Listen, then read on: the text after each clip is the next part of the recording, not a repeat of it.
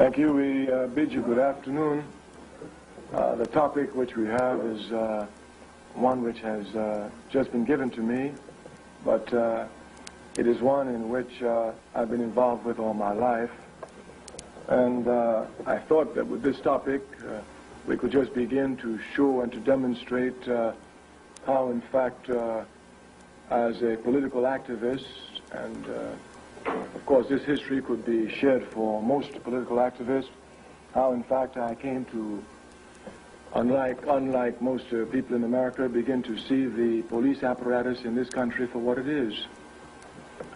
Of course, like most people in the United States of America, in my early life, I thought the FBI were these good guys who went around and helped everybody. And I thought that they were supposed to be the guys who supported peace and all this nonsense. As a young man at Howard University, I went to work in the South with the Student Nonviolent Coordinating Committee in Mississippi. And here I thought the legal basis for this work was clear. In fact, all we were trying to do as young students was to get our people the right to vote. Of course, while I may have been a little bit confused about the FBI, I was not certainly... Which one is it? Is it this one? While I certainly was aware of the racist and terroristic nature of the United States of America in relationship to Africans, I certainly had not understood the role of the FBI as an organized force of terrorism against my people. This realization would dawn on me through hard and serious struggle. We said the legal basis for our work in the South was clear. According to the American Constitution, toilet paper. Here it was stated that every man, every woman had the right to vote. Of course, I know the history of my people in this country. I know that my people have never arrived at any position in this country, not even individual positions, without the shedding of blood in mass struggle. This point must be properly understood. It's only when understanding these points that you can come to see properly the real racist and terroristic nature of the FBI and the CIA. I say I know this, and this is clear, all of us knowing here. No one sitting in this room can deny any of the following statements I make. 1, for Africans to sit in a lousy 5 and 10-cent store where they want to be, they have to shed their blood. For Africans to ride on a bus, even though they pay the same amount of money as anybody else does, in order for them to sit where they want to sit, they have to shed their blood. For Africans to live anywhere in this country where they want to live, even if they have the economic capability of doing so, they have to shed their blood. For African students to attend universities just like any other student in this country, their people must shed their blood. In order for us to get the vote, which everybody gets just like that, even the immigrant who can't even speak English coming here, we Africans, in order to get the vote, we must shed our blood. No one sitting in this audience can show me any example of advancement by the African masses in this country, even individual positions of advancements which have not been acquired at the price of the shedding of the blood of the masses of our people. Consequently, I was aware of this. I wasn't confused. Of course, the job of capitalism, well, it lies all the time, not some of the time. Some people get confused. They think it lies some of the time. It lies all the time. Even when it tells the truth, it's a result of a double lie. It lies all the time. So if you're not careful, they will let you think that Africans make progress like everybody else, and the way they write up the histories, he was the first doctor in this area, the first student of this university, the first this, and it makes it appear as if this individual who's the first doctor or the first student really worked hard and was special, unlike the rest of the masses of people, and that these qualifications were so much that they had to be granted the position. More lies. No African in this country has arrived at any individual position without the shedding of the blood of the masses of our people. Anytime you see a mayor anywhere in this country, you must know that that mayor arrived at that position only through the shedding of the blood of his people. Anytime you see a student at the University of Delaware, an African student, you must know that student occupies a seat only because of the shedding of the blood of the masses of the people. Of course, the logical conclusion must be clear. Since the people shed the blood for these positions do not belong to the individuals who occupy them. These positions belong only to the masses of the people. The political conclusions must also be clear. Anytime you use this position, which has been gained by the blood of the people, not for the people, but for yourself, for your own individual interest, you have already betrayed the blood of the people. This must be properly understood. Once again, this confusion arises because American capitalism tries to confuse us. You know, they will tell you that, oh, you want to hear Kwame Ture? Oh, that man, he was crazy in the 60s. He's crazier in the 90s. There's nothing wrong with that. Malcolm says extreme conditions must have extreme solutions. And we are in certainly extreme conditions. They will tell you that that man, Kwame Ture, he's just uncompromising when he speaks. Everything is either white or black, hot or cold, wet or dry, that there is no middle ground, there is no gray area when he speaks. We are absolutely correct. I am a revolutionary, and I speak of principles for which I am willing any time at the drop of a hat to shed my blood. And I will never compromise those principles to live, not me. Consequently, when I speak as a revolutionary, I speak of principles, and when one speaks of principles, there is no middle ground, there is no gray area. Everything is hot or cold, wet or dry, black or white. There is no gray area, although some will try to create a gray area or a middle ground where it does not exist. You are students. Show me the middle ground. On a test, either you cheat or you do not cheat. Where's the middle ground? You are human beings. Tell me. When you recount a story, either you lie or you tell the truth. Where is the middle ground? You are human beings. You live in a world where people have religious beliefs. Either you believe in God or you do not. Where is the middle ground? And some, I say, will try to make middle ground. The other day a sister told me, well, I doubt God, but I still believe in him. Once you start doubting God, you have stopped believing in him. There is no middle ground where principles are concerned. This must be properly understood, especially for you as those who come to want to make a contribution to humanity, and especially to your people who are a part of suffering humanity. It must be clear here then that if your people are oppressed, either you are for the people or you are against the people. There is no middle ground. This must be properly understood. We see everywhere the capitalist system will try to give you illogical reasoning to make you make middle ground. The other day when speaking to a brother, I said, my brother, our people are oppressed. He said, yeah, Brother Kwame, you're right. I said, our people are suffering everywhere. I know you're right. Brother, the government pushing drugs in our people, trying to confuse our youth to stop their rising militancy. I know you're right, brother. He's trying to cause confusion. The police themselves are arming youth in our communities to bring gang wars, to carry out their drug wars for them. He said, I know you're right, Brother Kwame. I said, brother, you have to come and help the people. He said, well, I can't help them right now. I said, really? He said, but Brother Kwame, I'm not against the people. I said, you're not. He said, I don't do nothing against them. I'm not working for the FBI. You know, it's true I ain't helping them, but I ain't against them. I said, you're against them. If your people are oppressed, and you are not involved in the struggle to liberate your people, by your very act of inaction, you are against your people. This point must be properly underscored. If your mother is being raped and you have the ability to stop the rape and you put your hands behind your back and say, I ain't in this, you're against your mother. If your people are being exploited and you refuse to lift a finger to help exploit your people, you are against your people and you've actively joined the side of the enemy. When we speak of principles here, we say there is no gray area, and the choice is clear. That is to say, if any of you sitting here who are Africans have never done anything for your people, you've been against your people. Let that be properly understood. Clearly, the contradictory logical statement is correct. Only we will free us. True or false? True. And if we do not work to free us, who will work to free us? The enemy? Consequently, the points must be properly understood. I said in my early days in Mississippi, I went there thinking that we stood on legal grounds. Now, I must tell you one thing, I was not confused. The confusion and the contradiction which existed between Malcolm X and Martin Luther King, I was always on the side of Malcolm X. If you would trace quickly the history, now I know one thing, I know when I say things that you should know, I know you don't know because I know you love King, but you don't study King. But just like you love your people, you don't study them, but you love King anyway. Anyway, Martin Luther King had a feeling in the very beginning of his struggles that the federal government was on the side of the poor African masses. And furthermore, he insisted that our job was just to bring out the racism in the South. And once the federal government saw how racist the attitude was, they themselves would come and solve the problem. Malcolm X used to say, the federal government is your biggest enemy.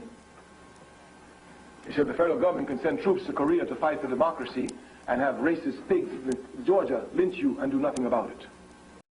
Malcolm X was clear. Martin Luther King himself came to the same position that Malcolm X did. If you would look at the end of his campaign, the Poor People's Campaign was directed against the federal government. Consequently, one of the great things about Martin Luther King and Malcolm X was the ability to grow and to learn from their errors and to publicly demonstrate this growth and this correction of errors before the masses of our people. So from the very beginning, I knew the federal government was never on my side. I knew they could not be on my side. I was not confused, nor was I confused about the Democratic Party, which had at the same time in it a Kennedy and an Eastland.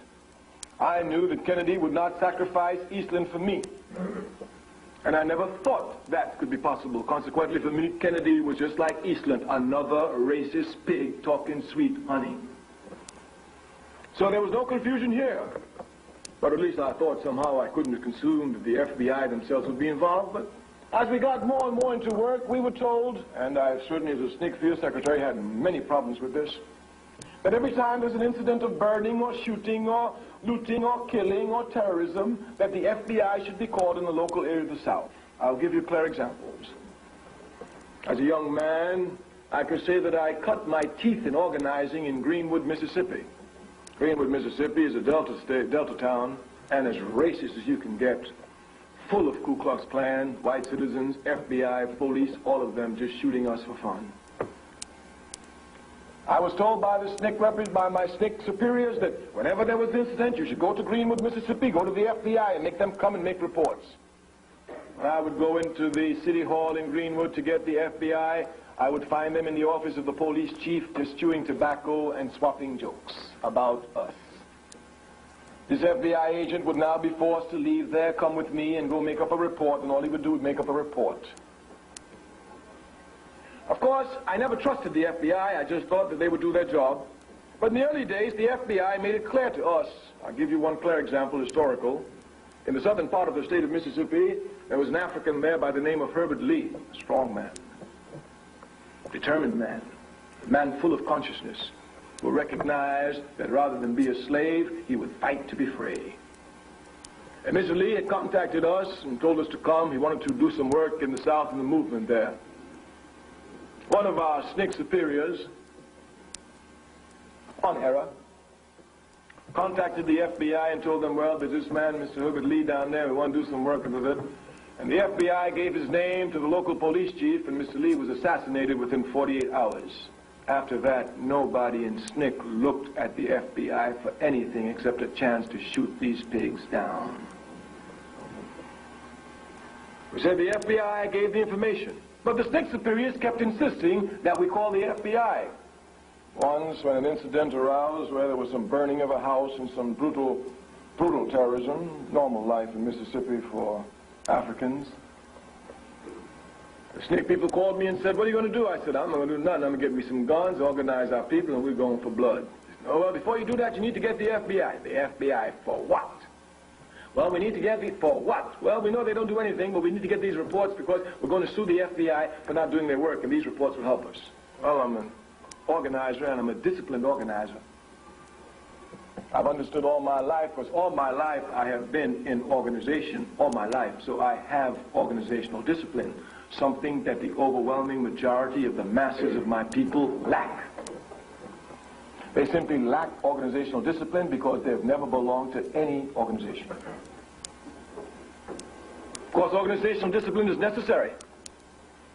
Its first necessity is to inform the individual that there's something more important than he or she, the organization and the principles for which it stands. This is necessary in a country like America, where all aspects of individuality is blown completely out of proportion. Where an African will even tell you, work for my people. What do they do for me? They ain't never did nothing for me. Do they pay my bills? I'm out here for me and me alone. Don't nobody help me and I don't need them. America's a backward country. Not only does it make you stupid, it makes you arrogant in your stupidity. Here it is screaming, oh, this is backward. All of us sitting here knows that an individual human being isolated from the human species is totally incapable of making any contribution to life. These are biological facts. If you take a kitten the minute it's born before it opens its eyes, you take a dog, a puppy before it's born, before it opens its eyes when it's born, if you throw both of them in the woods, isolated by themselves, they will grow to their fullest animal potential. The dog will walk on all four, he will bark, as soon as he finds a bone, he will love it. The cat will meow, and the cat will chase mice as soon as he finds them. But if you take a child, a human being, the minute he or she is born, without opening their eyes, and put them in their woods, isolated by themselves, if they live, they will never arrive at their fullest human potential. It is questioned whether or not the child will walk. Certainly the child will not talk. And it is clear the child will be able to make no contribution to the society. We push the argument one point further, again sticking clearly within the clays of the logics of the statement. We continue to say that a human being isolated from the human species is more stupid than any other animal isolated from its species. Take the same kitten, take the same puppy, take the same child, as soon as they're born, without their eyes open, throw them to live with monkeys. The dog will walk like a dog, bark like a dog, and love bones. The cat will meow like a cat, walk like a cat, and love mice. The child will walk like a monkey, talk like a monkey, eat monkey food, and try to make a contribution to monkey culture. The statement then is clear, crystal clear, so that we can smash quickly all of these nonsensical ideas of individuality. The individual is dependent upon the masses of the people for everything. Consequently, the individual must subsume themselves to the desires, the struggles, and the aspirations of the masses of the people. This is clear. For the Africans, it is even more clear. We say without the slightest hesitation, any African who rises above the masses of his people have only done so by stepping upon their heads. As a matter of fact, any man trying to pull himself up above the people is a stupid man. It's only when the people rise that you can rise.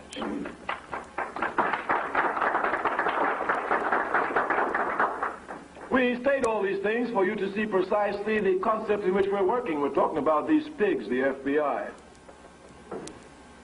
Martin Luther King had a great deal of trust in the FBI. I remember having great discussions with Dr. King about the FBI. Dr. King, they're punks, chumps. No, you know, they're constrained here by jobs, Kwame, and they really do their best. And while it's sometimes hard, we can be sure that in the final analysis, their reports will have an effect. Dr. King had great faith in them. Did you know the FBI was tapping Dr. King's phone? I knew they were tapping mine, that's understood. I've never hid my hatred for them, nor my contempt, nor my desire to destroy them. Not in all my life, not now. As a matter of fact, the older I am, the more determined I become to destroy these pigs. Consequently, that they should try to destroy me is only automatic. Indeed, the great son of Africa, Kwame Ture, says, if the enemy is not doing anything against you, you are not doing anything. Of course. Well, if the FBI ain't doing something against me, what am I doing wrong? You understand? If the enemy is not haunting me, that's something wrong. Because I'm hunting the enemy. I'm hunting him to kill him because he's messing with my people. You mess with my people, I kill you. Just as quick as that, without even blinking an eye. Matter of fact, I'll kill you before God gets the news. No question about it. No question about it. So I understood the FBI should, even SNCC itself, I understood the FBI would follow us. Our policies were far more revolutionary than Martin Luther King. But would you think that they would tap the phones of Martin Luther King? What is surprising, not too long ago I was speaking to a young brother. He said, hey man, ain't you afraid they won't kill you? What makes you think they're not going to get you before they get me? Matter of fact, this has them getting you before they get me. It's more because I'm alert. I know they're trying to get me. You think they ain't bugging your phone, but I ain't doing nothing. And no. The FBI knows that I came out of the same conditions that you live in. The FBI know I'm no different from you. So the FBI is not afraid of me because of who I am. They're afraid of me because of who you are. Me by myself, I can't do anything. But us together, why, we can burn 260 cities in America in a weekend. In a weekend. Yes. So some people think that the FBI only taps the phones of people who are working for the people. You make a big mistake. I will tell you from my travels throughout the world, from my research throughout the world, that the American people are more followed by their government authorities than any people in the world, starting with those in the old Soviet Union. Matter of fact, just your credit card company knows more about you than the government agencies know about its people in other countries. Yeah, the American people are totally followed. But they think that the FBI only follows those who the FBI deem to be a threat to the status quo. You make a big mistake. A great big mistake. This is a mistake the king made. Not only did these pigs tap King's phone, but hear me well, they even did, listen, the FBI, such pigs, they will get into your bedroom to cause trouble between you and your wife. You say you love King. Any man in America who tells me they love King must hate the FBI. You can't love God and love the devil at the same time. It's like loving the dollar and loving your people at the same time. I love the people, but I want to make some money. When I make some money, I also help the people. All right. I know the line. I know the line. And as soon as they start making money, they forget about the people. I understand it. It's logical. Because you can't make money and help the people. If you want to help the people, there's no money involved here. The only thing involved here is death, torture, and pain. That's all, Jack. The reward is in the doing. You want money, you can't mess with your people. You want money, you can't mess with the rest of your people. If you want money, you've got to bow down to the laws of capitalism. And the first law is that in order for America to remain rich, Africans must be exploited. That's the first law. So we're not confused here. I've never wanted to make money in my life. Make money. What can I do with it, Jack? Never. No. We say anyone who truly loves King must hate the FBI. You know what the FBI did to King? They used to take tapes where he was in other rooms and take these tapes and send them to his wife so she could listen to them. You know what they used to do to me, these pigs, when I was a young man working in Mississippi? They would call my mother at 3 o'clock in the morning and tell her, we got your son, we're going to kill him, we're going to lynch him. Yeah. My mother wouldn't even tell me about it. It's my sister's room. You know they call 3 o'clock? Who? She said, the Ku Klux Klan. I said, it ain't the Ku Klux Klan, it's the FBI. It's the pigs, the FBI. And sure enough, I told my mother, I said, listen, you know, you can cuss nicely.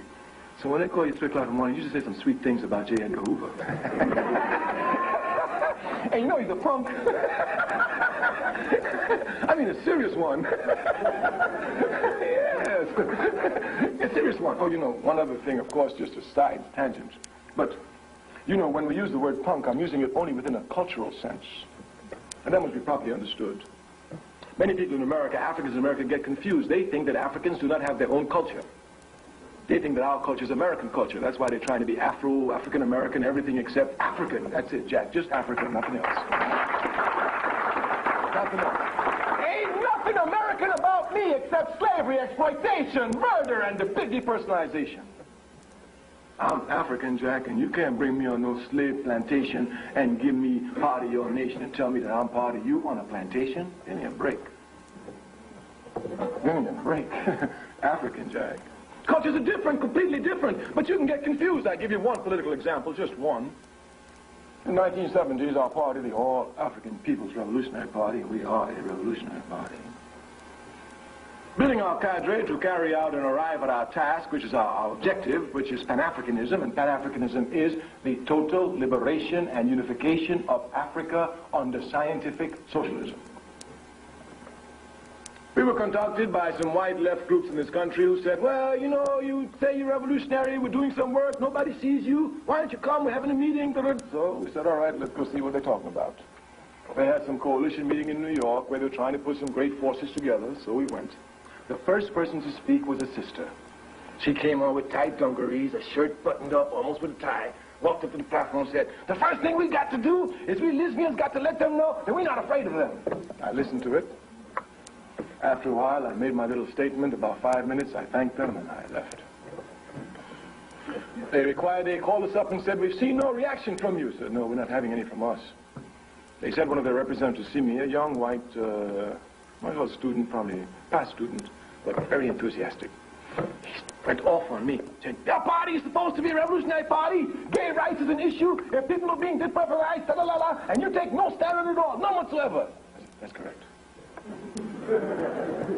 He said, "How can you call yourself revolutionary when these people are suffering, etc., etc.? Everybody's in this. Jesse Jackson supports us. Marion Barry supports us." I said, "They can support you till they die. But me, I'm an African. I know my culture. I stand on it, and no one will confuse me. Not you, Jesse Jackson, or Marion Barry.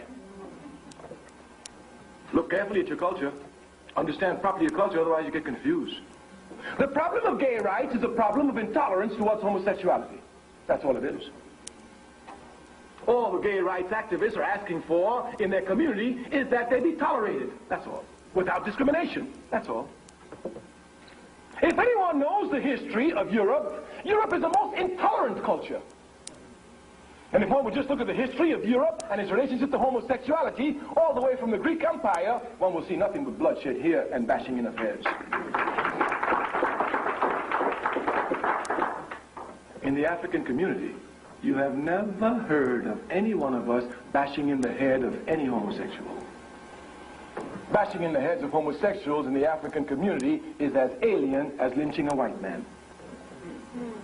You must know your culture. I told him, this is not my problem. My problem is not your problem, and we will not confuse each other on each other's problems. Gay rights is certainly a legitimate struggle in the European community because of the intolerance of that culture. But the African community is extremely tolerant. As a matter of fact, we are so tolerant that we ended up here as slaves. Yes, really tolerant. Do you know that if it was the other way around, if it was Cheese Crazy Horse who took a boat and went to England, by the time he got on the shore of England, the English would have shoot him. Killed him. But these Indians took care of this fool Columbus, who was lost, didn't know where he was, out of food, sickly, starving. They took care of him, scruffy as he was, fixed him up, sent him back, and he came back to commit genocide against them. And you know, some people even celebrating 500 years of genocide and slavery. The only thing we can celebrate 500 years of the great resistance of the indigenous people of this country, and they do resist. They do resist. My hatred against the FBI spreads in every area.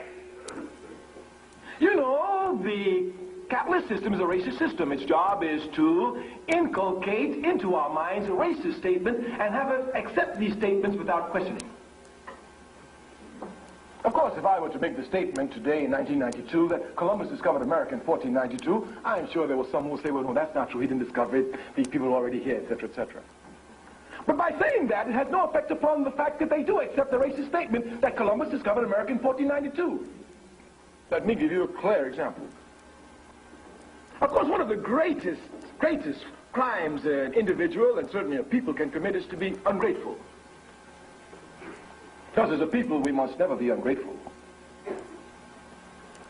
I am willing to bet you that in this room, even though we sit among college students at an institution of higher learning, there are very, very, very few of you, if any of you, that know anything about the United States of America before 1492, or even attempt to find out.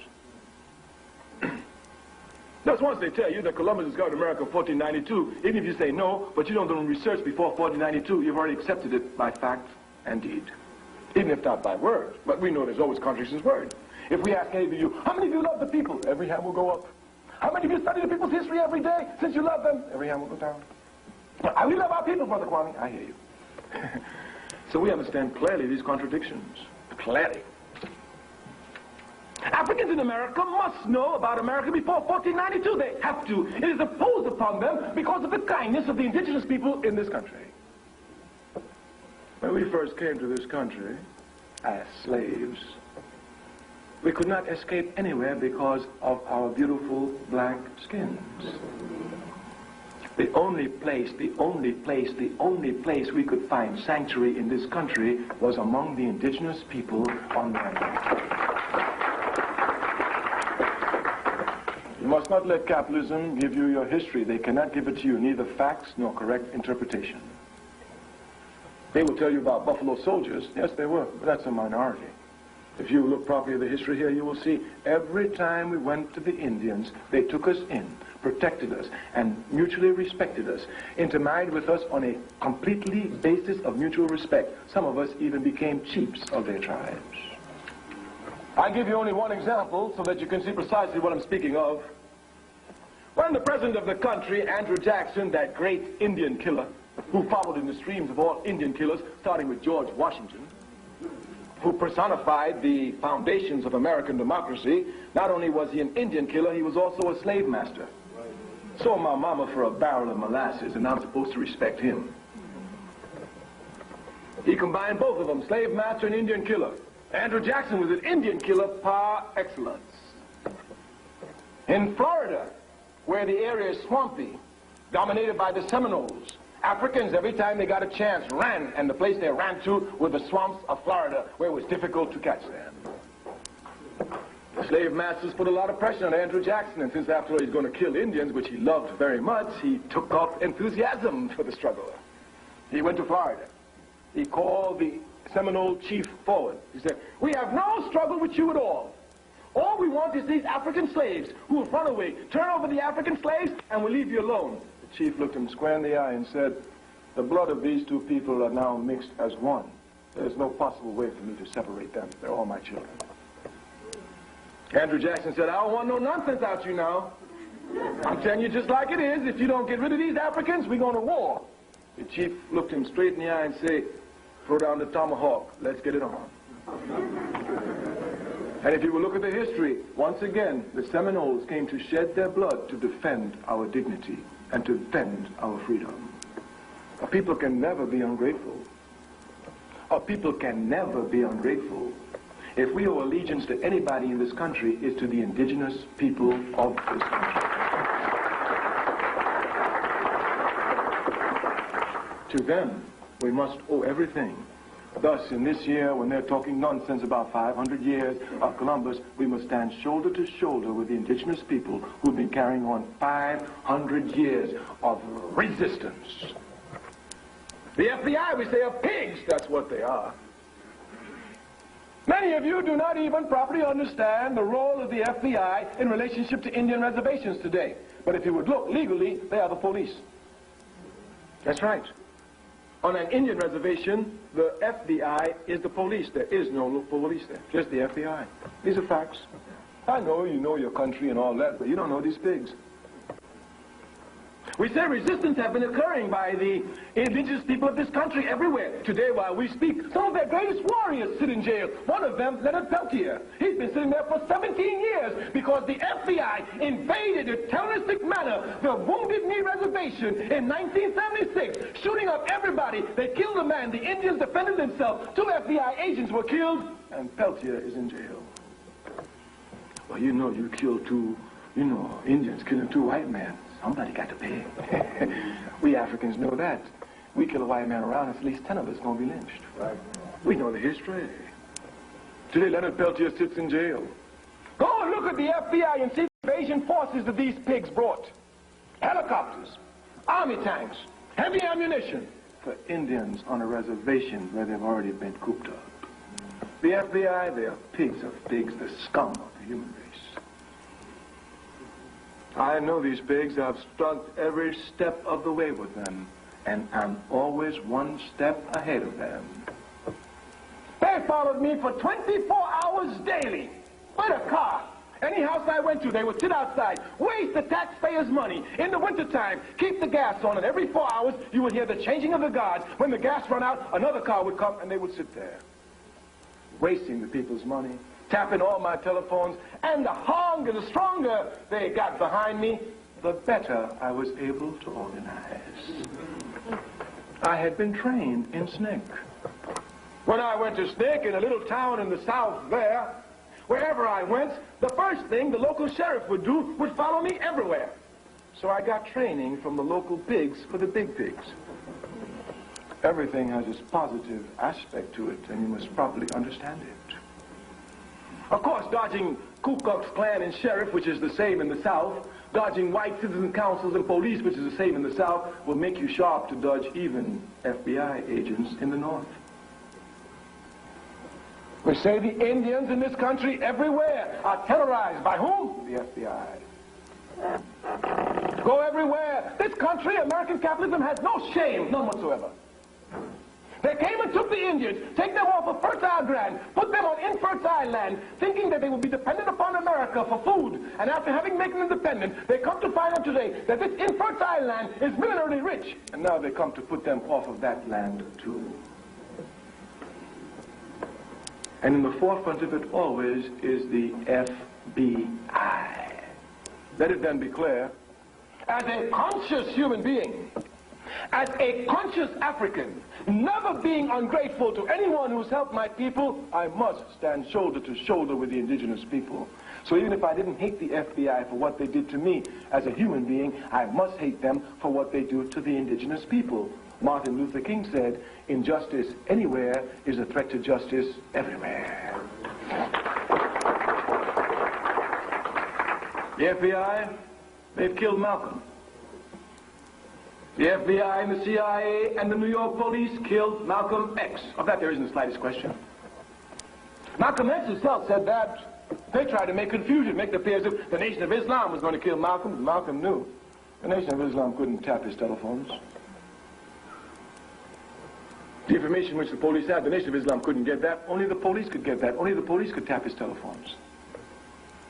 Only the police could be able to know and trace his movements as rapidly as it did. The Nation of Islam could not do that. So Malcolm was quite clear. The job of the FBI, I would say, is to maintain the status quo of American imperialism. And there's no place on, there's no limit, no limit. Even their budget is unlimited. And they steal. I mean, they steal. And not only do they steal, they are stupid. I tell you this from my own personal contact with them. I worked with them for years, calling them down. I used to see them, I said, this is so stupid. How could he be in the FBI? He was so stupid. He couldn't be a... This one is so stupid, he couldn't even be a slave. And he couldn't even know how to pick cotton. That's how stupid they were. FBI agents. It's a fact. It's a fact. This one too stupid to be a slave. He can't even pick cotton. They were stupid. But the reason why the FBI appears to be successful is because they do whatever they want to do and nobody looks or observes at them at all. That's why they appear to be so clean and so, because nobody's looking at them. But today, since everything changes all the time, everybody is looking at them. And when people begin to look at their past actions, since they never covered it up, because they always thought that people wouldn't look at them, they're in trouble trying to cover up their past actions while they carry on their future actions. Today, life is not as rosy for these pigs as it was a few years ago, and we intend to make it less rosy every day. Every day. Every day. We say they're really stupid pigs. I can understand their job. How can anyone accept a job like that? Listening on a telephone to somebody, bugging somebody when they're their wife, writing phony letters. They wrote so many letters. They used to write letters to my wife. I'm sure that a lot of my divorces have to do with these pigs. But I didn't do nothing. I'm serious. I said, they write letters to my wife. Used to write letters to my comrades about things I said about my wife. These pigs, listen, I've been fighting with them for a long time. I know that. But they're getting weaker today. Everybody's looking at them today. Congressmen are looking at them today. The masses of people are looking at them today. They're getting weaker. What we have to do is to organize a movement to properly attack them and destroy them. Our party, the All African People's Revolutionary Party, this is 1992, exactly 20 years ago, in 1972, formulated a program entitled Smash the FBI and the CIA. We went to all the left-wing organizations in this country and said, listen, let's join our forces and smash the FBI. Of course, I know, as a political activist, that inside every organization, the FBI is to be found. That's their job, and you must expect it. That's to be expected. That shouldn't make you paranoid or even afraid to travel. On the contrary, your job is to scientifically work so you can continue to work while isolating the FBI agents inside your organization. This is the task. They infiltrate every organization. That's their job. Because and you know, what really got them in trouble was in the 60s, because you know, the FBI is racist. Racist. The job of J. Edgar Hoover, and again I come back to use the word punk in my cultural sense, because you know, for us Africans, the word punk and the word faggot doesn't have the same connotation it does in the white community. And you shouldn't get confused. 3 weeks ago in Africa, someone sent me an article on Reverend Al Sharpton. You know who he is, Reverend Al Sharpton? And he, according to him, he made this statement. I looked at it very carefully. He said, I used to use the word punk and faggot a lot, but now that I have an alliance with the NAP, the New Alliance Party, they are training me not to use the word no more. I said, oh, you just shifted your cultural base, Jack. You just shifted that base completely. Because in our community, we have no intolerance against homosexualities, none whatsoever. And this is a fact, you must understand it. I want to prove it to you. The hardest organization in our community against homosexuality is the Nation of Islam.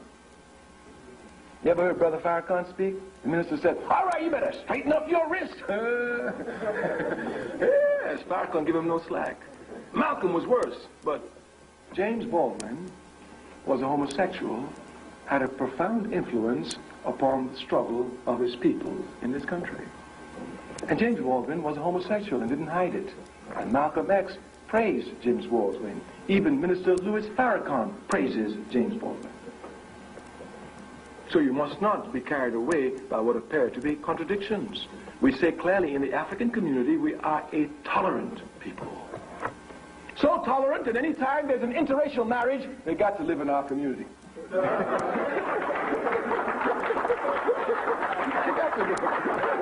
ain't no choice for them. And their children will be accepted by no one except us. You must know your culture, and you must not seek to put down your culture to pick up another culture that's useless, worthless, and riddled through with immorality, no values, and racism. You must affirm your culture. The job of the FBI, of course, is to help us in all this confusion. We said in the 1960s, J. Edgar Hoover was caught with his pants down. You know, when the Soviet Union after World War II emerged and the communists were getting strength all over the world, J. Edgar Hoover had trouble, man. His job was to smash the Communist Party. And using a stupid senator, they came to create an atmosphere in America where the Communist Party leaders were running for hiding in this country. I mean, running for cover. Hiding everywhere. They had them so the Communist Party couldn't breathe. By about 1955, I'm sure J. Edgar Hoover sat back, put his feet on his desk, and said, the job is over. And just as he said that, Rosa Parks sat down.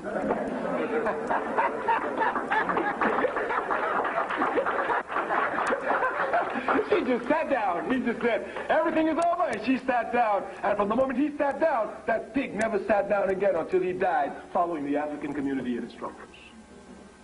He was caught with his pants down. Since he was a racist pig, there were no FBI agents who were African. Everything has its positive value. So he had to hurry up and train some. He had so much contempt for us that he couldn't think that these Africans could even shake the status quo, let alone turn America upside down and put changes upon it in the 60s that will be seen for the rest of its life, no matter how long that is, and it can't be too much longer. He had no respect for us. And so when the movement came up, this pig was caught unawares. There was no way for him to stop it. And believe it or not, the man who gave him the most trouble was Martin Luther King. Not Huey Newton and the Black Panther Party, not Kwame Ture and the Student Nonviolent Coordinating, but Martin Luther King. And the reason that Martin Luther King gave them the most trouble was because he thought that he could co-opt Martin Luther King. He thought Martin Luther King was just like any of the other leaders. Sooner or later he could be bought out. But Martin Luther King may have made errors in politics, but one error he never made. He loved his people faithfully and honestly. Yes, Martin Luther King could never compromise. They thought that he could be corrupted, if not materially, at least immaterially. But this, too, could not work. Martin Luther King was an honest man. And my love for him is founded in this area. We have so many corrupt leaders, so many garbage leaders, that when you find one like Martin Luther King, he shines like a gem in a cesspool. King has to be appreciated. How many pork chop preachers even went out to risk their lives for the people? They drove their Cadillacs everywhere in the South, paying no attention to the people. King risked his life for the people. And King risked his life because of his love for his people. He loved his people, and his people recognized this love, and they loved him. I mean, loved him. I remember when the Mississippi March was coming along, I was walking arm in arm with King. We came to a little town, all these old peasants, these old cotton pickers, hard workers that heard King was coming. They left the fields and came to stand on the road. When we came down, I heard one said, "There he is!" That's all I heard. Next thing, they were stepping all over me. That's all. And I heard one jump up and said, "Oh, Lord, I touched the hem of his garment." These people loved King. I remember very well on that march, when we started, there were problems with nonviolence. With King, we're nonviolent on this march, Dr. King, there's no problem here. But the very first day of the march, I'll never forget it, we were walking. Dr. King was on my right. He had my arms hooked. I can't remember who was on my left, somebody else. This great old beefy, hunky, redneck cop, state trooper. You know, they always pick on big so you could be intimidated. Came walking fast. I thought he was coming for me because I'm the one making the noise. So I threw my chest out as hard as I could, hoping that when he touched me, he'd break his wrist. But this pig passed right by me and went and pushed King. I couldn't even believe it. What? They cut King? King was grabbing my arm. I was trying to get my arm out to get to that pig. And I was launching. King said, "Everybody grab him." They all grabbed me. Well, you know, it was a march between SNCC and SCLC and some other organizations. And, of course, we had competition all the time, the two of us, these two organizations. But don't get confused. When we face the enemy, we face the enemy as one. And we wouldn't hesitate to take a bullet for each other at any time. SNCC people tell me, "You made a big mistake. You violated nonviolence." And, you know, after the march at nights, we'd have meetings. And then we'd criticize each other. Seriously, you know, if SCLC made a mistake, we'd crucify them. And if we made a mistake, they'd crucify us. And all through the march, always going through my head is, tonight, they're going to give us some trouble. When the meeting came at night, not one SCLC staffer raised the issue. King was the only one who raised it. He said, "You know, Kwame, you said we have a nonviolent march, and you know, you are just no longer a SNCC field secretary. You're the leader of the organization now, and your actions are not what they used to be. They're all out of proportion to your individual personality. So your actions must be clear." He spoke. I knew I was incorrect. When he was finished, I told him, I said, "Dr. King, I promise you one thing. You know me. I've always been nonviolent, and if I've ever broken nonviolent discipline, it's been this time." I said, "You can tell," because we used to laugh at him, how he used to call who was the Attorney General, Katzenbach? Or, I can't remember, but you know, he used to call them. Listen, you call your little white boy up there, and you tell him that if he wants this march nonviolent, I promise him, they can brutalize anybody they want on this march, starting with me. I'll be nonviolent. But if they touch you, nonviolence is over." That's exactly what I told him. And when he died on April 4th, I knew what my job was. I knew precisely what it was. Nonviolence would be over this day, here and now. They'll know it. Everybody who we have contact with, start burning the cities. Let them know we ain't playing this. The people buried King. People don't make the mistakes that King made. King made a mistake. King makes the same mistake that Mandela makes. The same mistake that Albert Lithuli makes. They're all good people and we love them because they're honest, they're full of integrity. But they make a great error.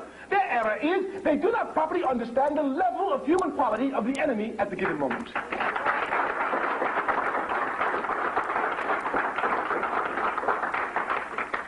But the people know the level of human quality of the enemy because the people deal with them every day.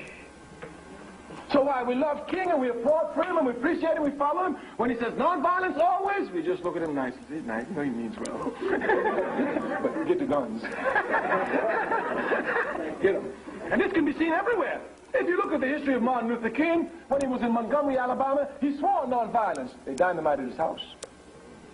When they dynamited his house, he talked nonviolence. The people came and told him, "Hey, you sit down. We're putting bodyguards around your house." King said, "Well, you know, you don't know nothing about this one, Dr. King. You can lead us, but we're going to take care of you. We're putting bodyguards around your house." And bodyguards were put around the house of Martin Luther King in Montgomery, Alabama, as early as 1956. The people don't play. When the leaders make errors and they love their leaders, they'll protect the leaders. And King's era of making believe that nonviolence should be a principle used at all times was never accepted by the masses of the people. Never. And his death clearly showed that. You must not think that these people didn't love King. On the contrary, it is because of their love of King that they're able to carry on the actions they did to bury him properly, like a guerrilla should be buried, with fires burning everywhere in the camps of the enemy. The FBI killed Martin Luther King. We said J. Edgar Hoover had great deals of problems. He wasn't even thinking about Rosa Parks. He didn't even know who she was. He couldn't think that these Africans could rise up and burn down the cities. These Africans could rise up and cause casualties for America. These Africans could cause America to change their policies because of the relationship outside the world in their struggle with what they call the Cold War and the USSR. He never even envisioned that. These little Africans, be serious. But the people, the almighty people, they will always shock the enemy because the enemy can never know the people. This is a fact. Go and you will see. When J. Edgar Hoover killed Martin Luther King, that pig had arranged for us to have meetings all over the country in churches. They had it prepared. Churches? Ain't nobody going to church today, Jack. I remember James Brown. He got this bit. I'm getting to shoot him. He got down. He said, I ain't in it. What? Listen, when the people rise up in rage, if you ain't with them, you better be cool. Don't get in their path because they will walk over you. They will walk over you. We said the FBI killed King. J. Edgar Hoover had a real problem. He had just quashed the Communist Party, finished all that, had everything under control, and now these Africans are screaming. And not only King, but King is now producing others like Snake and the Black Panthers, etc., etc. They have to be stopped. It's clear. You must understand that I understand in revolution there is no sentimentality. The FBI seeking to shoot me is just as natural as me seeking to shoot them. That's all. And no need for sentiment in it. I have a position which is opposed to their position, they have a position which is opposed to my position, and two objects cannot occupy the same space at the same time. So there's no sentimentality here. Revolution is scientific, never emotional. It has its own laws, just like everything under the sun, indeed, including the sun. Of course, just because we don't know it doesn't mean it doesn't exist. The laws to go to the moon were here since man and woman first came on the face of the earth. We just came to find them out a couple of years ago, but they were here. The laws governing social behavior is here. In a capitalist system, they don't even direct your attention there because they tell you, oh, you know, you can't control human behavior. It's so unpredictable, so don't try to put laws on human behavior. Garbage. There's laws on everything. Even human development itself has its own unfurling laws, just like everything in life. FBI J. Edgar Hoover had a decision. I have to kill these Africans. I have to kill their leaders. They're making too much trouble. But J. Edgar Hoover is a political man. He's not just a cold-blooded assassinate. No. When the FBI and the CIA kill, it is properly planned. It's a political decision. It's always a political decision. This man, Lumumba, they told Kennedy, they told Eisenhower, this man, Lumumba, is making a lot of trouble in the Congo. If we don't get rid of him, our interests are in trouble. So Eisenhower says, get rid of him. There's nothing sentimental about it. You don't even know Lumumba. So you mustn't think that in these struggles there is sentimental hatred. No, no, no. FBI J. Edgar Hoover is a cold-blooded assassinator. But he's not emotional at all. He has to make clear political decisions. He has to kill him. So he has to kill. But here's his problem. He doesn't have to worry about the right, the NAACP and the Urban League. His trouble is King and to the left. Why is King his trouble? King, we said, is his trouble because they thought in the beginning that King was just a simple pork chop preacher. And they thought certainly they can give them pork chop and he'd sit down after a while. That's just what they thought. That's just what they, just like they do to all the others. You know, some they don't even give pork chop, they let them smell it and they sit down. You know, what makes me mad with our reactionaries is they sell out our people for nothing. I mean, what makes me mad about Africa is the scum of our race who rules our country, sell our countries for Mercedes. These pigs don't know the value of a diamond. They know nothing. They find a diamond, they go to the white man. The white man says, oh, good, I'll give you a Mercedes. Mercedes? Yes, yours. Diamond is worth $1 million. They sell us cheap, you know. Me, if I ever sell my people, I promise you, I sell them for a high price because I know the value of my people. How about $300,000? Okay, you can use that to call me with.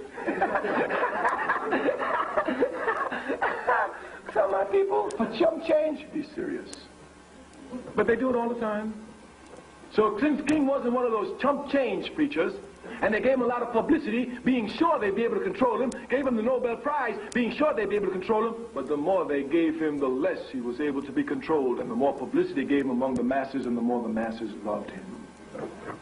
So because of them and their error, they came to put King squarely in the face and the center of the movement, and everybody loved King. J. Groove, I had to kill somebody, so he said, all right, if we start on the left with SNCC and the Black Panther Party, since Martin Luther King is an honest man, when we kill and the community get mad, King will move to the left. They had seen this clearly from the Black Power March in Mississippi. Matter of fact, at the end of the Black Power March, King was closer to SNCC and closer to the core than he was to NAACP and Urban League. And by the time we got through with him, he was a major force against the war in Vietnam. Let me make it clear to you. SCLC was not the first organization to attack the Vietnam War. It was a Student Nonviolent Coordinating Committee. We did it by ourselves and were isolated. And when we had our meetings, oh, we're in trouble, we by ourselves, we can take them on. I said, no, we're not going to take them on by ourselves. King going to take them on. King going to take them on? Yeah, King going to take them on. We're going to make King take them on. And we worked out a clear program for King. Nonviolent, full of love. Every time you see King, pose the contradictions to him about his position of nonviolence in America and supporting violence in Vietnam. I remember one night in Chicago, I was there and I heard King was there. Oh, and you know, Dr. King was like all clear African men, had appreciation for all beautiful things. And I went to see him with some nice, beautiful things. It was 1 o'clock in the morning. And we sat down. I said, I haven't seen you in such a long time. I said, oh, Dr. King, these two young sisters have been dying to meet you. If they don't meet you, they'll kill me. Since we met them, sat down. We talked a little while. I said, Dr. King, you remember, what was that brother's name? Oh, okay. Do you remember Frank Hughes? He said, Frank Hughes. Frank, he said, yeah, Dr. King, remember that's his brother down in Mississippi? Oh, yeah, I remember him, Kwame. What happened? Where? I haven't seen him in a long time. Where is he? I said, you remember how he joined the movement? You gave him so much advice on nonviolence? Because he was a little rough brother, lumpen proletariat. Couldn't believe in nonviolence. And King himself sat the brother down, talked to him. The brother got convinced. I said, you remember King said, yeah. He said, where is he, Kwame? I said, Dr. King, he's dead. He's dead. What happened to him? Well, he got shot in Vietnam. In Vietnam? Yeah, Dr. King. I guess your nonviolence didn't go far enough to Vietnam. Or maybe it did. Maybe he just put his gun down and let the Vietnamese shoot him. Hitting him hard, without pity and without mercy. But Dr. King, that's your policy. You tell us to be nonviolent here, not to be nonviolent in Vietnam. That's what you get. We knew that the forces of the FBI, through all sorts of infiltration, were trying to stop King from taking the correct position. Telling him that, you know, this is not domestic matter, you shouldn't get involved in this international matter. The political problem for King was clear. Once he came out against the war in Vietnam, he must come out against the federal government. King, we say, was an honest man. And that's why we will always love him, because what our people need more than anything else throughout the world is just honest men and women who truly represent their interests.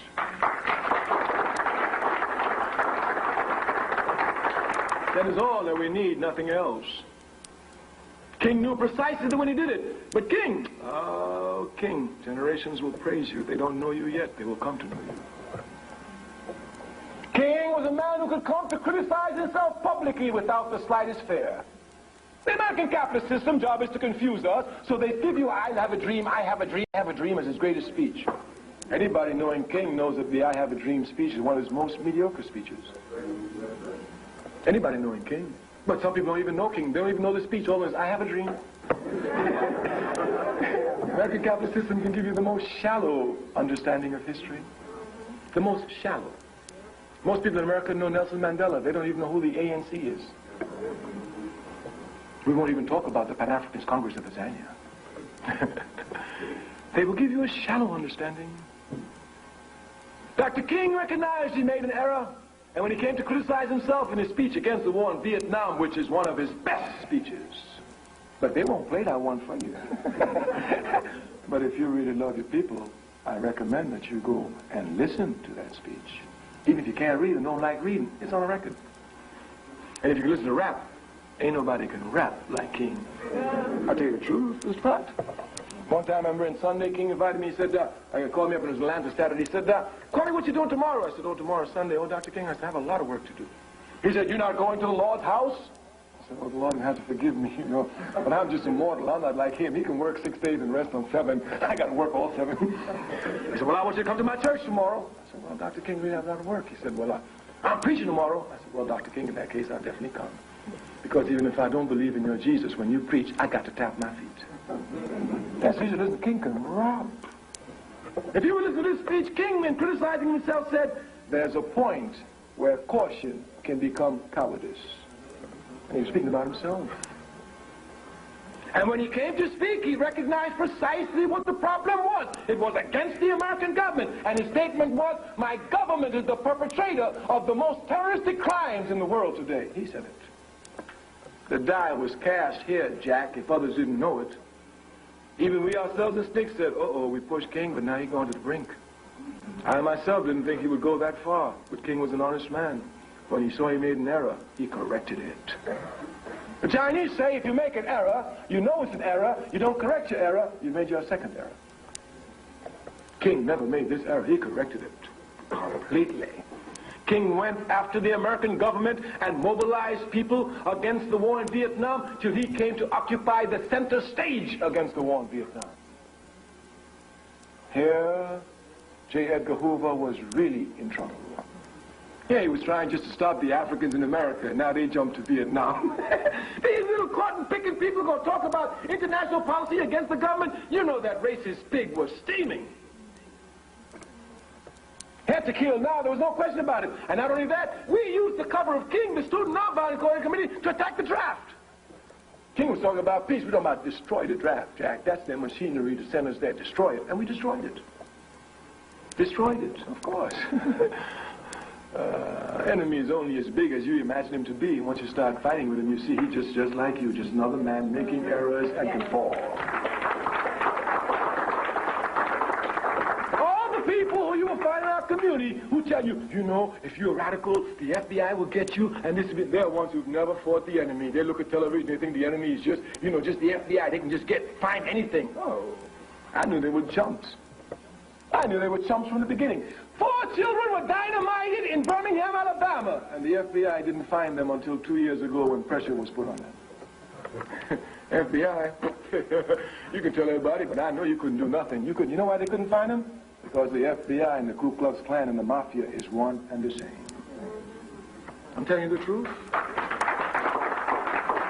Don't take my word for it, go and take their word. The CIA, the real scum, they themselves have admitted that they have themselves formed an alliance with the Mafia to try and assassinate Fidel Castro so many times.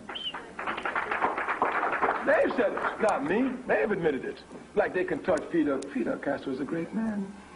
From Bush, from George Washington to George Bush, they will never find any president as loved as Fidel Castro is throughout the world. Fidel Castro is respected. They themselves tried to assassinate him. For what? Because he says simply, this is the way I want to run my country. I don't want none of your fascist democracy. Like America can give democracy to somebody bathed in genocide and slavery, you're going to give democracy to somebody.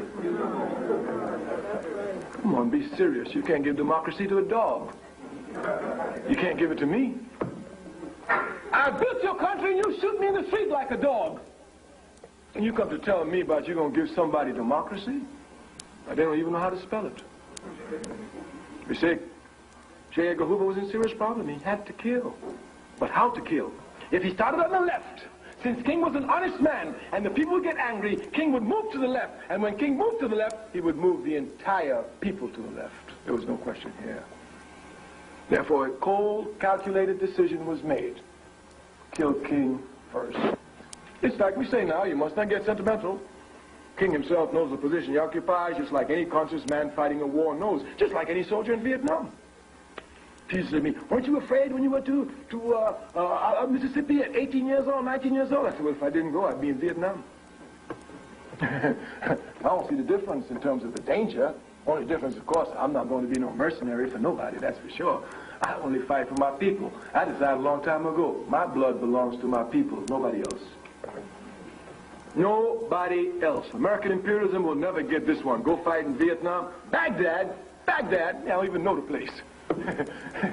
Go fight where? No, Jack, I don't know Saddam Hussein. I don't even speak Arabic, so if you insult me, I don't know, but I know English. And I knows who insults me. And I knows even the names they call me. So I'm not confused. I knows who my enemy is, and it is the FBI and the CIA.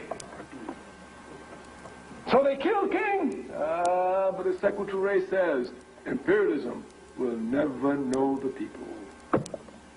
When they killed King, I said, J. Edgar Hoover and them had planned all sorts of memorial services. They were sure the people were going to be non-violent. They were going to sit down in the 3 minutes after they killed King on the telephone. They were talking about, we got to be non-violent. I said, who's talking? I said, hang up the phone. Non-violence is over, Jack. All the contacts we have throughout this country, tell them, start burning. Non-stop burn. Let them know, Jack, that if they touch to the left of King, they're going to see what they get, because King is talking about non-violence, we burn it. They touch somebody talking about violence, and we really show them something. They killed King, there's no question about it. The FBI killed King. The FBI will be smashed. Of that, there isn't the slightest issue. The CIA will be smashed. Of that, there isn't the slightest issue. American imperialism everywhere is in serious trouble. As a matter of fact, everyone knows what George Bush knows. The United Nations is the best that the American dollar can buy. Just like all America's friends, look around the world. All Americans' friends are the best the American dollar can buy. When the American dollar falls, America will have nothing but enemies. Nothing but enemies. Indeed, the FBI, one of its secrets arm was this unlimited budget. It could bribe people, pay informers. Oh, they could do everything with money. But money cannot buy conscious men. Money cannot even come near conscious women. My grandmother used to tell me a long time ago, she said, son, if you have a friend and you try to buy him, you will have an enemy. Everyone knows you can't buy friends, you can only buy enemies. Bush doesn't seem to know this. He thinks the one he buys, they really like him. He thinks like a slave master believes that all her cotton-picking, grinning from air to air slaves really, really love her and will die for her. None of them will burn her plantation. Some of us are crazy, we do burn. Bush is in serious trouble. The American capitalist system is in serious trouble. And the FBI shows this contradiction most of all. Look and you will see. Even CIA agents now have to quit the CIA and come before the people and tell the truth about the CIA. Look everywhere, you will see it. When in 1966 we said the CIA overthrew Nkrumah, we had no facts. People said, oh, you know, they're always saying something, but today nobody can say that. Even Stokely in his book gives the proofs, names the agents who in strength have been overthrowing Kwame Nkrumah. The CIA has a history throughout the world that is hated by people. Hated everywhere, and it's righteous hatred. The people in America must understand what their responsibility is. The government which speaks in their name creates hatred for them all over the world. You think that Bush thinks he has a victory in Baghdad? It's nothing but a failure. Throughout the world, the hatred for America is astonishing. I live in Africa. Where I live, there are many reactionary forces. I mean reactionary. And I was surprised. During the war and after the war, when I go to talk to some of these reactionary forces, the insults they would heap on America made me sound like an Uncle Tom. How would they ask me, how is it possible for him to go and kill all these children who have done nothing to him? Say he's going there for Saddam Hussein. Saddam Hussein is still alive. He ain't doing nothing to him. How could he justify that? The American capitalist system has a logic of its own. And those Africans who don't think but just follow unconsciously follow that logic, but not everybody follows the logic. They are laughing because the Soviet Union has fallen apart. They're having a great, great hurrah. You know what the people say outside America? Gorbachev is a fool. When he had socialism, he had a strong country, was respected and even feared by America. He was helping everybody. Today he's got a tin pan begging America for money because he gave up socialism. The facts are clear. You must not think there's only one side to every story. There are always two sides to every story. And you must not think your side is the only side. There's always the other side. Of course, one of the tricks of American capitalism in giving education is that it gives only a one-sided view of reality.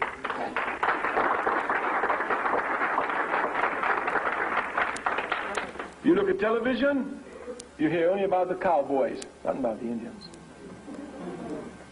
You listen to these Zionist pigs, you hear nothing about Israel, nothing about the Palestinians. Matter of fact, Golda Meir said they don't even exist. She said it. They don't even exist. Yeah.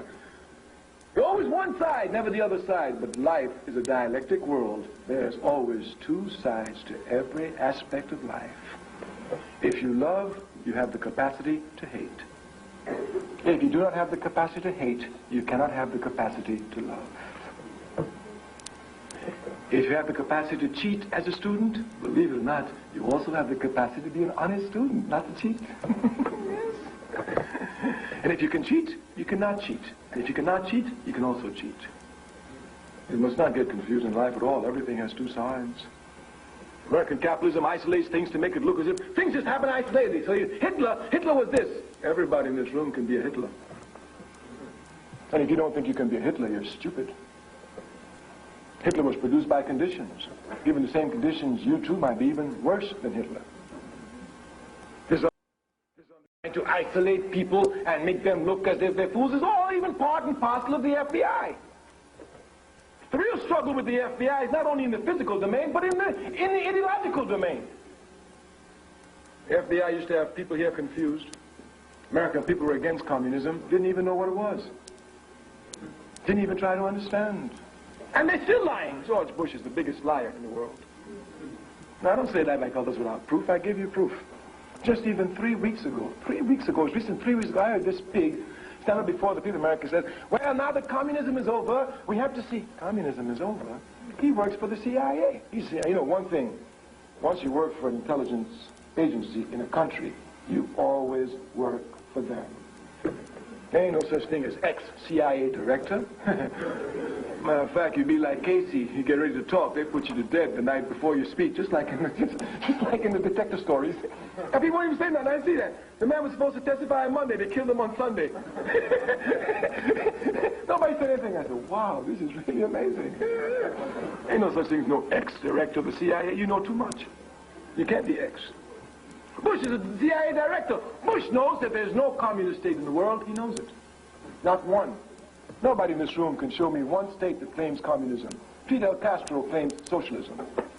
Kim Il-sung in the Republic of Korea, what they call North Korea, claims socialism. The Chinese under Mao Zedong and Sins claim socialism. The Soviet Union was called USSR, Union of Soviet Socialist Republics. And they wanted to be communist. They wanted to be. So I'm sure as soon as they came, they'd be the first to change their name to the USSR, Union of Soviet Communist Republics. There's no communist country in the world. All of them claim socialism. But Bush had the people so fooled that they really think communism fell. We say the area is a real struggle in ideology. Look at what these pigs are doing. Me, I'm a socialist. Me, I am a socialist. And American capitalism can never confuse me. They have their tune, they're singing, oh, socialism is finished. Oh, socialism has collapsed. You never judge a system by its adherents. You judge it only by its principles. Who in this room judges Christianity by Christians?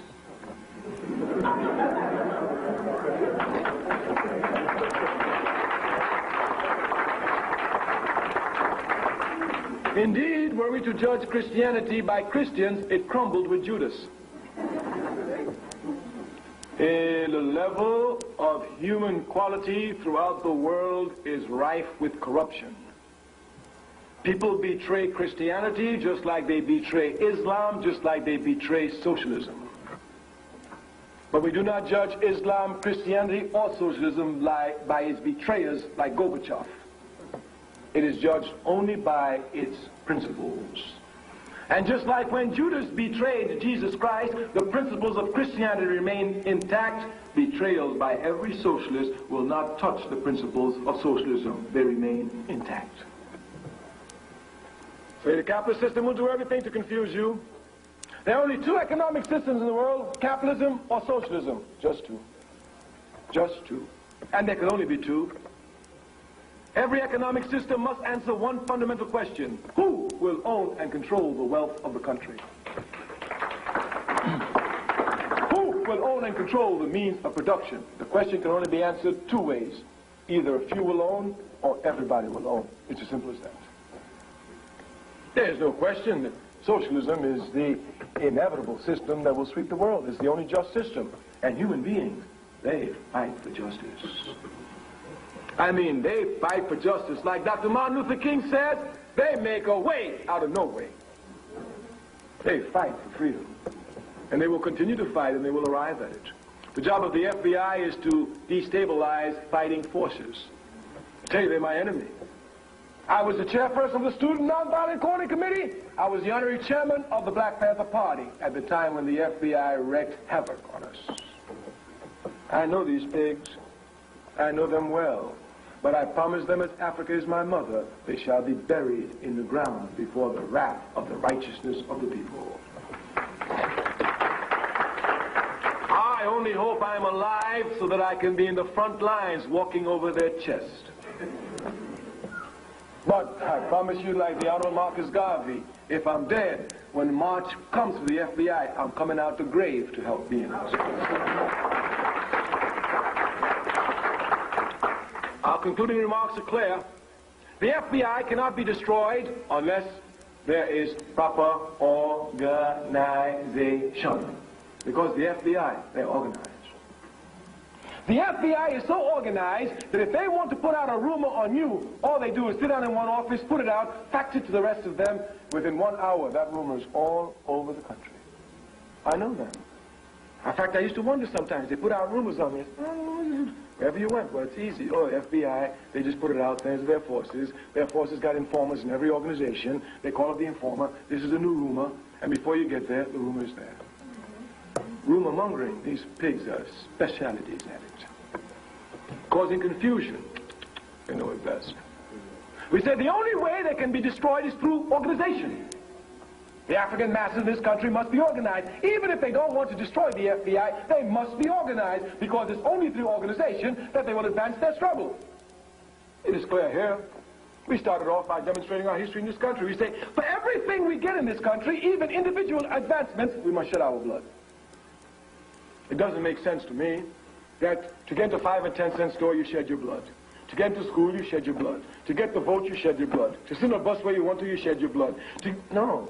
Since we got to shed our blood for everything we get in this country, just for reform, hear me well. Understand me properly. We've not been shedding our blood for revolution. We've been shedding our blood for reform. Have you ever heard that? And they call America a democratic country. Me, I have to shed my blood for reform. Usually you shed your blood for revolution. Not for reform. But all we've been making are reforms. And just for reforms, we've got to shed our blood. So if you're shedding your blood here, there, isolated for reforms, logically it makes sense that we get together, organize ourselves, make revolution, shed our blood one time, and be free. The logic is clear. In our final statements, we must impose upon you the necessity to play a crucial role in your people's struggle. We have said that if your people are oppressed and you're not helping the people, you're against the people. That's a fact. There's no discussion here. The only way you can help your people is by being in an organization. The FBI is a powerful organization. Powerful. But it will be brought down by the righteousness of the organization of the African masses and those who love justice in this country. You must organize. I organize for the All-African People's Revolutionary Party. Ours is a revolutionary party. We're against capitalism and we're out to smash the FBI and the CIA. We've told them that we're going to do it. We'll smash them. They've got so much trouble today they can hardly breathe, and we're going to give them more trouble. It's like this big Bush talking about he going to bomb Africa again. You know, most Africans in this country don't even know Libya is in Africa. I'm talking about college students. They're the most advanced country in the world. Give me a break. They don't even know Libya's in Africa. Libya's in Africa. And Bush called to the war. You see what this pig did with Reagan? Took some airplanes, just like the Ku Klux Klan. It's the same mentality.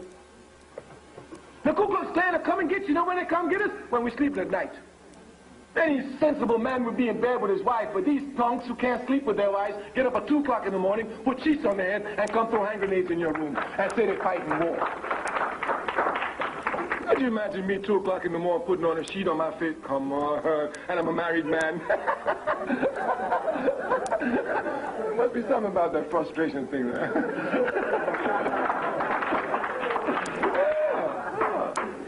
The Ku Klux Klan comes to at 2 o'clock in the morning, burned your houses right away and said they had a war and a victory. Reagan and Bush takes planes from London, go all the way down, halfway around the world, drop bombs on Libya for 8 minutes, destroying, wrecking, and havoc at 3 o'clock in the morning when the people are sleeping, fly away, and Reagan says, we waged the war and we won. And now they say they want to do it again. The only way we can stop them is to let Bush see what the real conditions are in his country. Keep this pig so busy in America, he won't have time to breathe outside of America. And the people who can do that best is the African masses in America. Because they always underestimate us, just like J. Edgar Hoover did when Rosa Parks sat down. The only way you can be of service to your people is by being in an organization. Ours is revolutionary, so if you want to join a revolutionary organization, and by revolutionary I mean uncompromising, by revolutionary I mean one that will continue along the path without the slightest hesitation. By revolutionary I mean one that is totally alienated from every aspect of life of capitalism, starting with its values. One who wants no part of capitalism and cannot be bought by capitalism, and all the money in the world cannot deter us from our just cause. This is a revolutionary party. One that's been stealing revolution, a Pan-Africanist party. We do not just have Africans in Pittsburgh, Africans in Delaware in our party. We have Africans all over the world in our party. We have chapters of our party throughout the world, in Africa, in the Caribbean, in South and Central America, in Europe, where Africans are to be found. Ours is a clear revolutionary party. We would like you to join our party, but we tell you now, a serious party, a serious party. When you join our party for the first 6 months, you see, we are All African People's Revolutionary Party, we know our people, and we base our work on our people's culture. And since we are concerned about our people, we want to strengthen the weaknesses of our people. Some people who say they're for the people don't look at the weaknesses. They look at the strong points, play on the strong points, and then applaud themselves. Let me give you an example. One of the weaknesses of our people in struggle is that we are quick to mobilize. I mean, we can mobilize in a minute, Jack. If on this campus, as we said earlier, a white student slaps a sister, I promise you, for the next 2 weeks, every African on this campus will be hot. Let's take over the administration system. This is too much. We got to do something. For 2 weeks, they'll be hot. And after that, they're going to sit down and wait until another sister gets out. And then after that, they will sit down and wait until another. This is a weakness. But our ability to mobilize, some people who say they're organizers in our community have no understanding. Because just because the people can be quickly mobilized, it's not your job to mobilize them about anything and let them sit down. As a matter of fact, that's hurting the movement. Nobody can win a war jumping up and sitting down, jumping up and sitting down. When you fight a war, you do like the Rastas say. You get up and you stay up. But our people have no staying power. We have no staying power. Oh, we're rough for a minute, boy. Matter of fact, we're the only people in the world can face American imperialism, rise up in 1 weekend, burn down 269 cities, and sit down for 20 years. Nobody else but us. Once you start burning, you got to keep on burning till you arrive at your liberation. What we lack is organization to continue us, to give us the continual power through a cohesive force. We lack the cohesive force. The cohesive force is given to us only by provocative actions of the enemy. This is sheer stupidity. As I say, the only time we fight is when the enemy shoot one of us. And the only time we get is when they shoot one too many. Sometimes shoot one, we don't do nothing. But sometimes, oh no, it's too much now. He shot one too many. Let's burn. As a people, we must not be reacting to the enemy. We must sit down, clearly plan our attacks offensively against the enemy. You hear the people talking about, oh, I thought everything was all right in the 60s, but now when you look in the 90s, they're just raising their ugly heads again. Racism is everywhere. People who are talking that know nothing. They should shut their mouth up. There's enough ignorance in our community. They don't need to spread more. The only time this monster is held in check is when there's mass mobilization in our community. So if you want to keep the monster in check, you have to have mass mobilization all the time. Did you understand me? Right. The minute your mass mobilization is down, you must be a fool to think the enemy is going to run away. Matter of fact, when he sees you get up, he says, oh, those savages, they're just uprising, get back, leave them in a while, and in a couple of days they'll sit down. And then they sit back down, and then he comes back. And when he comes back, you'd be a fool to think he'll let you stay where you are. He's going to push you all the way back. It's logic of law. It's a war. That's the way wars are fought. We must be able to have permanent organizations which attack the enemy all the time, and we must now force the enemy to react to our provocation. This can only be done through organization. In final summation, then, we tell you must be organized. If you don't join our party, and if you're interested, our brother in the back, serious, conscious African, take your name, tell you about our party process, but only tell you one thing about our party. Since our people have weak areas, we seek to strengthen them. We've given you one of the weak areas, mobilization, which is temporary and spontaneous response to the enemy and not continual attacks, weakness. One of the biggest weaknesses we have as a people is that we don't read. I mean, we just don't read. You come to this college campus, these Africans on this campus are the best dancers on the campus, they dance all the time. Worst readers, they never read. When you care about a people, you must strengthen their weaknesses. If you say you love your people, you must strengthen your weaknesses that you have so you could be stronger and a more effective fighter for the people. Do you know that our people don't read so much, and because they don't read, they know nothing? Like even Christians, Jack, call themselves Christians, they don't even read the Bible.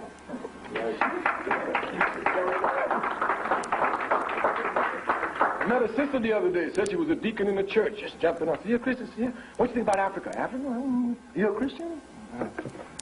You're a Christian? Any Christian. Any Christian. And I assume that if you say you're Christian and you can read, at least you've read the Bible from cover to cover. If you're a Christian and you can read and you ain't read the Bible, you're a stupid Christian. If you read the Bible, any Christian, you have to appreciate Africa. When Jesus Christ was in trouble as a youth and everybody wanted to kill him, who protected him? Africa.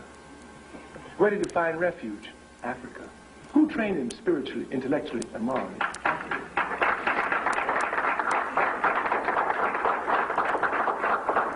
First country mentioned in the Bible, Genesis 2, verse 13, Ethiopia.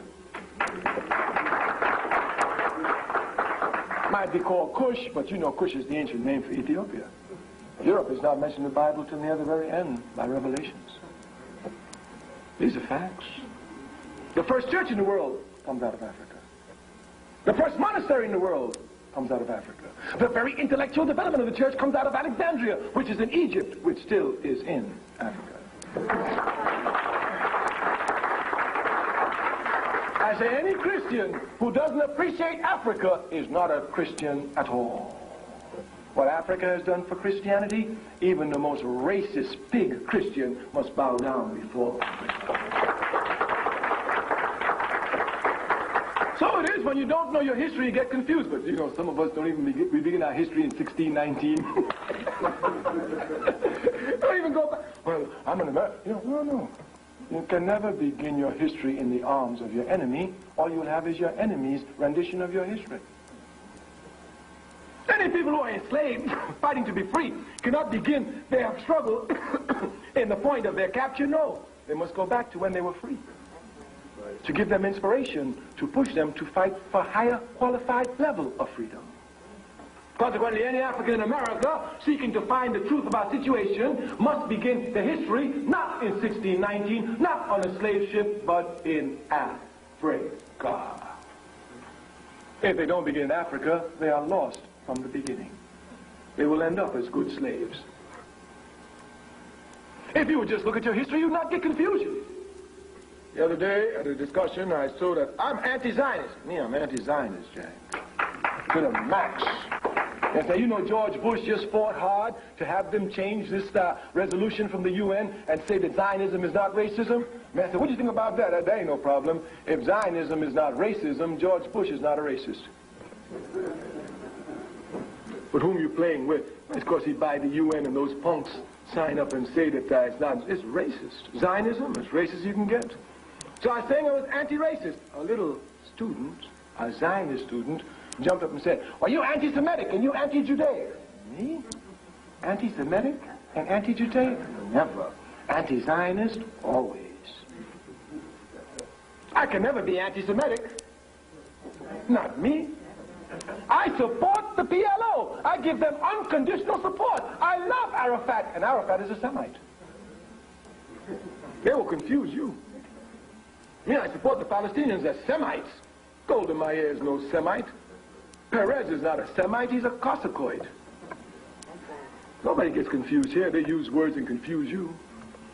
And I say, you anti-Judaic? Me, anti-Judaic? I'm a conscious African, Jack. I'm proud of Africa. And I know Africa gave Judaism to the world. I can never be against that.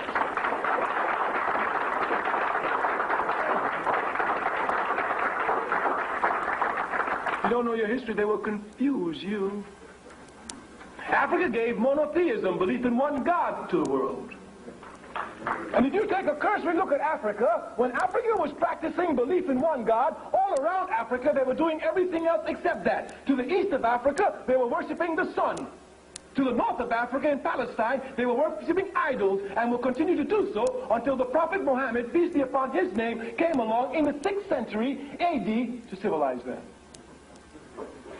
These are facts. That's why Judaism had to be born in Africa. It was only in Africa that it could be nourished, because it was only in Africa that there was belief in one God, monotheism. Even in the Bible, if you will read it, Christians, well, you know, these Christians want to get their Bible teaching off the television these days. It's everything off the television, yes, sir. Yeah. If you would read your Bible, it tells you that Moses married an Ethiopian woman by the name of Hannah. If you don't know nothing, one thing you must know: anytime an African mates with any other offspring, the black gene is the dominant gene. So I know that Moses' children through Hannah had to look a little bit African. Just a little bit. You know, just maybe some frizzly hair, just a little bit. Just a little bit. Yes. So me, I'm not confused at all. Judaism is a religion. It's not a nationality. It never will be.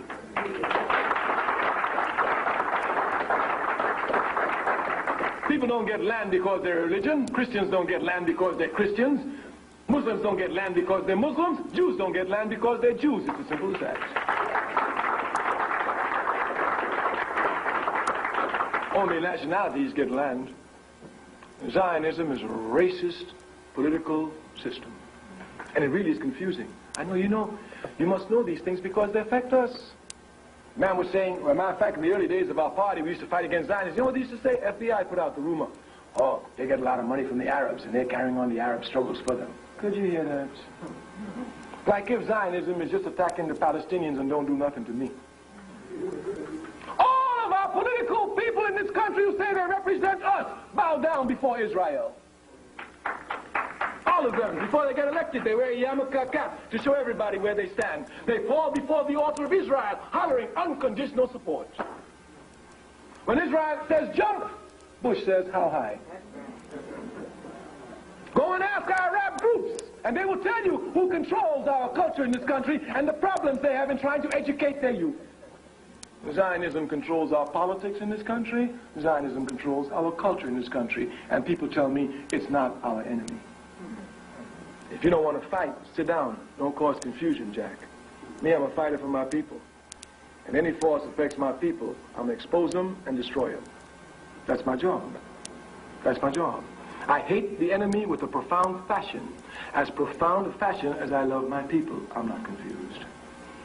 You can't say you love your people and not hate the enemy. You don't hate the enemy because you don't love the people. Simple as that. And of course, we know we don't love the people. Because if we love the people, we would be an organization studying the people's history. Can you say you love somebody and not want to know everything there is to know about that person? No way. How then can you tell me you love your people? And organizations, I'll tell you, we are so disorganized that bad organization is better than no organization at all. So you can run with that one somewhere else. Tell it to the clock. It's got